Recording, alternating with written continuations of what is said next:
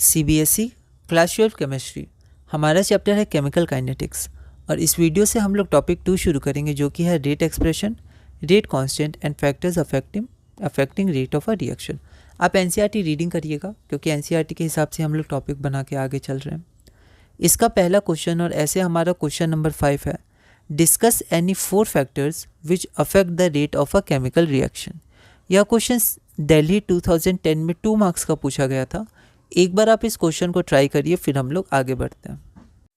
तो यहाँ पर हम लोग देखते हैं factors influencing the rate of a chemical reaction. सबसे पहला फैक्टर है हमारा नेचर ऑफ द रिएक्टेंट्स। ठीक है, the reactivity of a substance depend on the ease with which the specific bonds are broken और फॉर्म। ठीक है, तो जब रिएक्शन होता है तो केमिकल रिएक्शन में ओल्ड बॉन्ड्स ब्रेक होते हैं और न्यू बॉन्ड्स फॉर्म होते हैं। तो हमारे जो रिएक्टेंट है उनमें बॉन्ड ब्रेक होने की, ठीक है, तो बॉन्ड ब्रेक होने की और बॉन्ड फॉर्म होने की जो केमिकल रिएक्शन होता है उसकी टेंडेंसी कितनी है। तो जितनी आसानी से बॉन्ड ब्रेक हो जाएंगे उस रिएक्टेंट से उतना फास्ट रेट ऑफ रिएक्शन होगा। ठीक है, तो ease with which the specific bonds are broken और फॉर्म, तो जो बॉन्ड ब्रेक होने चाहिए और फॉर्म होने चाहिए वो कितनी आसानी से ब्रेक या फॉर्म हो सकते हैं उस पर भी डिपेंड करता है रेट ऑफ रिएक्शन। ठीक है, तो पहला हो गया हमारा नेचर ऑफ रिएक्टेंट्स। सेकेंड है हमारा कंसंट्रेशन ऑफ रिएक्टेंट्स। तो rate of reaction is directly proportional to concentration of reactants. तो ये हमने देखा है कि कंसंट्रेशन ज़्यादा होगा तो रेट ऑफ रिएक्शन भी ज़्यादा होगा। ठीक है, तो rate of reaction is directly proportional to the concentration of reactants. इसलिए क्वेश्चन भी आता है इसमें कि with respect to time rate कम क्यों होता है, क्योंकि कंसंट्रेशन कम होते जाता है और rate of reaction directly proportional to concentration होता है। इसलिए rate of a reaction constant नहीं होता है, वो धीरे धीरे कम होते जाता है ना, तो समय फिर ज़्यादा लगने लगता है। तो ये क्वेश्चन आया है, हम लोग देखेंगे इसको। फिर हमारा है temperature. Rate of a reaction increases with increase in temperature. तो अगर हमारा टेम्परेचर इंक्रीज होगा तो रेट ऑफ रिएक्शन भी इंक्रीज होगा, है ना। और फोर्थ हमारा है catalyst. It altars the rate of the reaction. ठीक है, जनरली कैटलिस्ट का मतलब होता है कि रेट ऑफ द रिएक्शन को वो बढ़ा दे। ठीक है, तो जो रेट ऑफ रिएक्शन को बढ़ा देते हैं वो कैटलिस्ट होते हैं। वो क्या करते हैं, वो प्रोवाइड करते हैं अल्टरनेटिव पाथ। ठीक है, तो कैटलिस्ट क्या करता है कि वो अल्टरनेटिव पाथ देता है। मतलब रिएक्शन मान लीजिए एक पाथ से जा रहा है जिसकी एक्टिवेशन एनर्जी हाई है, तो कैटलिस्ट अगर हम लोग डालेंगे तो कैटलिस्ट क्या करेगा कि एक ऐसा पाथ देगा जिसकी एक्टिवेशन एनर्जी कम होगी। ठीक है, तो एक्टिवेशन एनर्जी कम होने से रेट ऑफ रिएक्शन बढ़ जाता है। तो कैटलिस्ट क्या करता है कि वो रेट ऑफ रिएक्शन को बढ़ा देता है। It provides an alternative path to the reaction with a low energy barrier. ठीक है, लो एनर्जी बैरियर देता है, एक्टिवेशन एनर्जी कम होती है और रिएक्शन जल्दी प्रोसीड कर पाता है। तो ये 4 फैक्टर्स हो गए। ठीक है, इसमें से क्वेश्चन 2 भी आ सकता है, 3 भी फैक्टर्स आ सकते हैं, 1 फैक्टर भी आ सकता है, तो आप इसमें देख लीजिएगा। अगला क्वेश्चन है हमारा क्वेश्चन नंबर 6। तो वही क्वेश्चन आ गया, why does the rate of a reaction not remain constant through out the reaction process. यह क्वेश्चन दिल्ली 2011 में 1 मार्क का पूछा गया था। एक बार आप इस क्वेश्चन को ट्राई करिए, फिर हम लोग आगे बढ़ते हैं।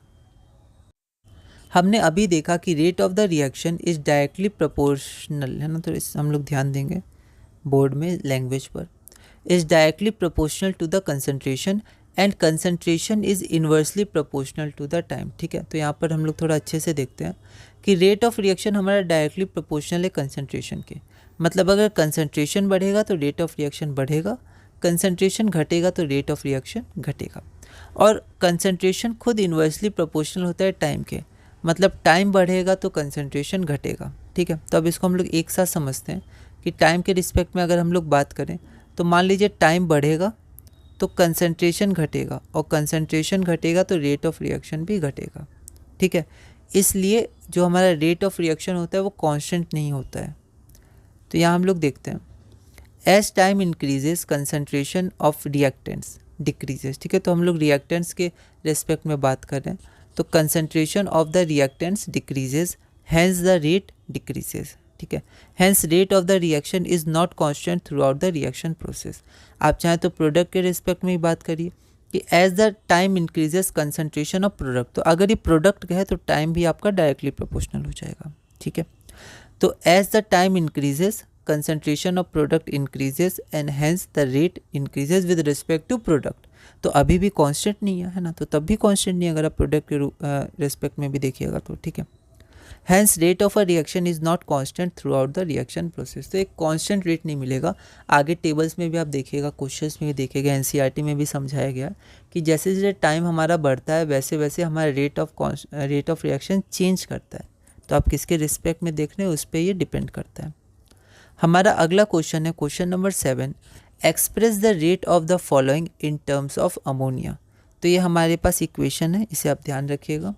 N2 gas plus 3H2 gas gives NH3 2NH3 gas, ठीक है। तो ये अमोनिया हमारा फॉर्मेशन हुआ है, तो हमें रेट ऑफ रिएक्शन लिखना है विद रिस्पेक्ट टू NH3, है ना, इन टर्म्स ऑफ NH3। तो प्रोडक्ट के टर्म्स में हमें लिखना है वो भी NH3, क्योंकि प्रोडक्ट एक से ज़्यादा भी हो सकते हैं। यह क्वेश्चन दिल्ली 2013 में 1 मार्क का पूछा गया था। एक बार आप इस क्वेश्चन को ट्राई करिए, फिर हम लोग आगे बढ़ते हैं। तो यहाँ पर हमारे पास गिवन रिएक्शन है N2 plus 3H2 gives 2NH3।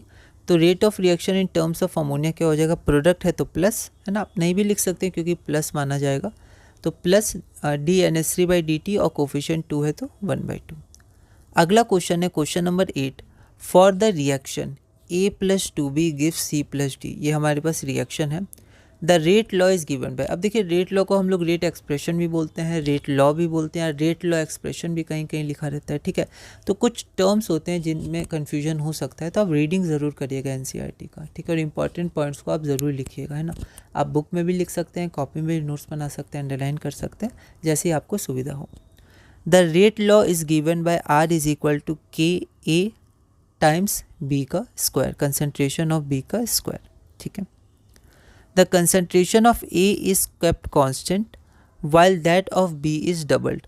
The rate of the reaction is, ठीक है। अब देखिए ऐसे क्वेश्चन जनरली हम लोग ऑर्डर ऑफ द रिएक्शन में देखेंगे, तो हम लोग कुछ क्वेश्चंस देखेंगे जो हमारे नेक्स्ट टॉपिक से रिलेटेड हैं, वो इस टॉपिक के हैं नहीं, पर फिर भी हम लोग थोड़ा देखते हैं। और जब हम लोग नेक्स्ट टॉपिक जाएंगे जो बहुत ही इंपॉर्टेंट है, ऑर्डर एंड मॉलिक्यूलरिटी, तो उसमें हम लोग बहुत सारे ऐसे सिमिलर क्वेश्चंस देखेंगे, ठीक है। इसमें कुछ क्वेश्चंस हम लोग देखते हैं। तो हमारे पास ये गिवन है रिएक्शन, रेट लॉ हमारे पास गिवन है। The concentration of A is kept constant while that of B is doubled. तो ए के कंसनट्रेशन को हमने कांस्टेंट रखा और बी को डबल कर दिया। द रेट ऑफ रिएक्शन, तो रेट ऑफ रिएक्शन हमारा क्या होगा, डबल हो जाएगा, हाफ, नॉट चेंज, क्वाड्रुपल। यह क्वेश्चन CBSE 2023 में 1 मार्क का पूछा गया था। एक बार आप इस क्वेश्चन को ट्राई करिए, फिर हम लोग आगे बढ़ते हैं। तो हमारे पास ये गिवन रेट एक्सप्रेशन है, इसको रेट एक्सप्रेशन भी बोलते हैं, रेट लॉ भी बोलते हैं और रेट लॉ एक्सप्रेशन भी बोलते हैं, ठीक है। अब हम देख सकते हैं कि अगर कंसंट्रेशन ऑफ ए कांस्टेंट है और के तो हमारा कांस्टेंट ही है, तो rate of reaction is directly proportional to concentration of B का होल स्क्वायर, ठीक है। If concentration of B is doubled, तो अब अगर हम लोग इसको डबल करेंगे तो रेट क्वाड्रुपल 2 टाइम्स हो जाएगा, तो यहाँ 2B हो जाएगा, तो ये हो जाएगा 4B का कंसंट्रेशन स्क्वायर, और कंपेयर करेंगे तो 4 टाइम्स, ठीक है। ये तो 1 मार्क का था इसलिए डायरेक्ट लिख दिया। आगे क्वेश्चंस आएंगे जब हम लोग इक्वेशन बना के डिवाइड करके अच्छे से इसको लिखेंगे, है ना, मार्क्स के हिसाब से आप मॉडिफाई कर सकते हैं। तो if concentration of B is double, तो 2 का स्क्वायर 4, तो द रेट विल क्वाड्रुपल, है ना, क्वाड्रुपल मतलब 4 टाइम्स। तो ऑप्शन नंबर हमारा डी हो गया, ठीक है। अगला क्वेश्चन है हमारा क्वेश्चन नंबर 9। यहाँ पर फिर से हमें रेट दिया हुआ है। Interpret whether the reaction is elementary और नॉट, गिव रीज़न। तो क्या ये हमारा रिएक्शन एलिमेंट्री है या एलिमेंट्री और कॉम्प्लेक्स, है ना। तो एलिमेंट्री है या कॉम्प्लेक्स है वो बताना है और रीज़न भी देना है। Write the unit of rate constant for this reaction if concentration of A and B is expressed in moles per litre. तो रेट कांस्टेंट का हमें यूनिट देना है। यह question CBSE sample question paper 2021 में 2 मार्क्स का पूछा गया था। एक बार आप इस क्वेश्चन को ट्राई करिएगा, अगली वीडियो में हम इसे सॉल्व करेंगे।